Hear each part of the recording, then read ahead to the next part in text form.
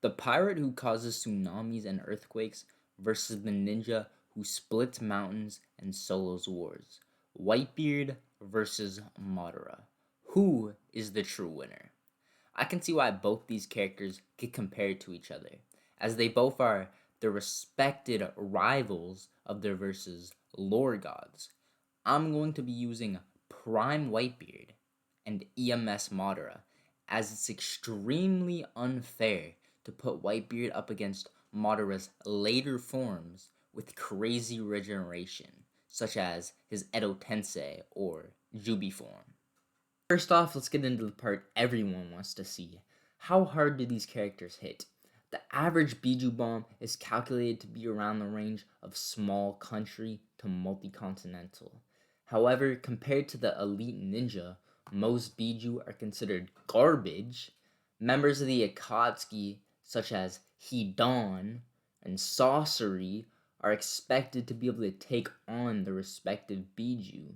These characters who Madara cliffs.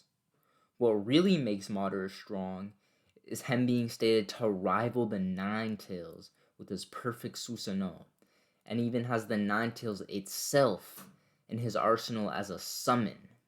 The Nine Tails has been stated to be able to destroy the Earth on multiple occasions, making it and Madara planetary. Whitebeard is also a heavy hitter of his own verse, who has multi-continental level earthquakes. Whitebeard is also stated to have the ultimate offensive force, which would put his AP above the likes of Kaido's Flaming Bagua and Luffy's Bajram Gun, which is also calculated to be multi-continental. Sadly for Whitebeard, his statements claiming he can destroy the world are contextualized to only the surface, given by the way his devil fruit works. He shifts tectonic plates, which are only on the surface. We also do not know how long it would take Whitebeard to destroy the world, which is why we can't say Whitebeard is planetary. So, does this now mean Whitebeard can't damage Madara at all? Wrong. Characters in One Piece who are proficient at Haki are able to ignore your durability and directly attack your eternal organs, meaning both of these characters can deliver fatal blows with only one attack to the other.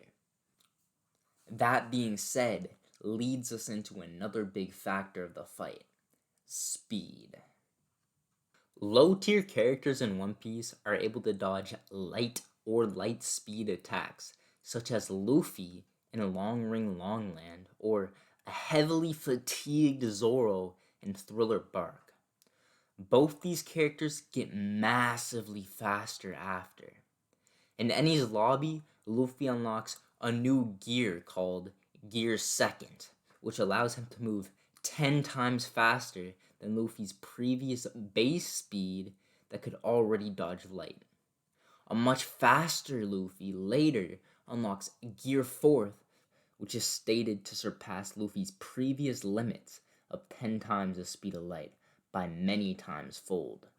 Many times is likely 4 times, given how a couple is 2, a few is greater than a couple, which is 3, and less than many, which is 4, making Dressrosa Luffy 40 times the speed of light, which Primebeard easily cliffs, making him comfortably over 40 times the speed of light. Now, how fast is the Ghost of the Uchiha? Lightspeed isn't considered very fast in Naruto. When we have lightspeed statements for characters like the Anvu, if being generous, the Raikage, Darui, Mifune, and even Itachi. Madara being faster than all of them pretty objectively. Madara's best speed feat is him pulling a meteor down from outer space.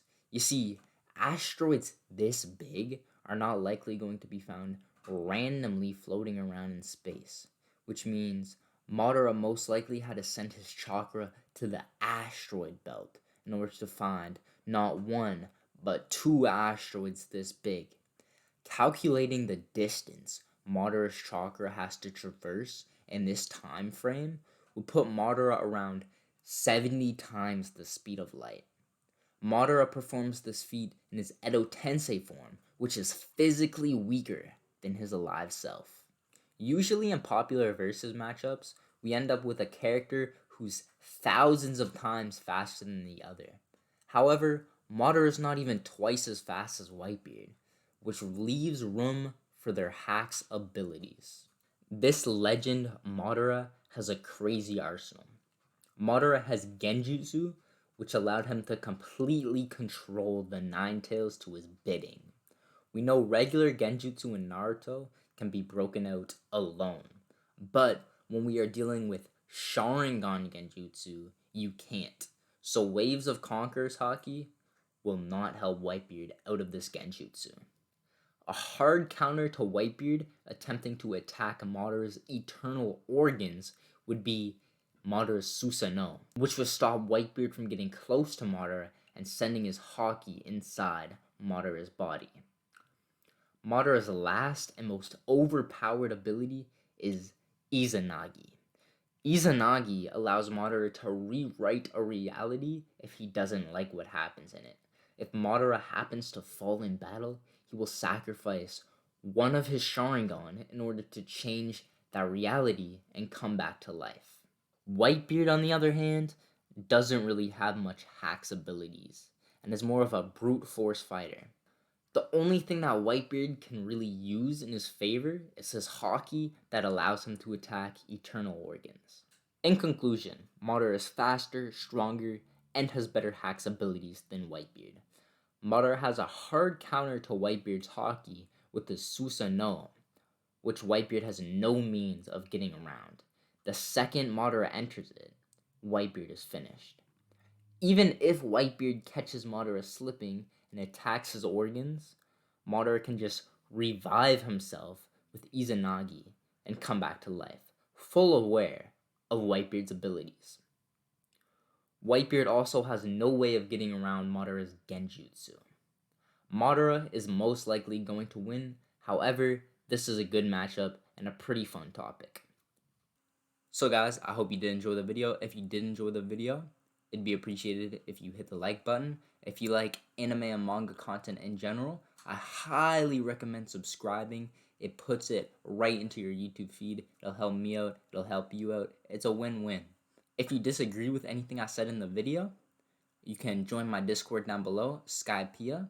It's popping in there. There's debates every day. We can have a nice civil conversation about it.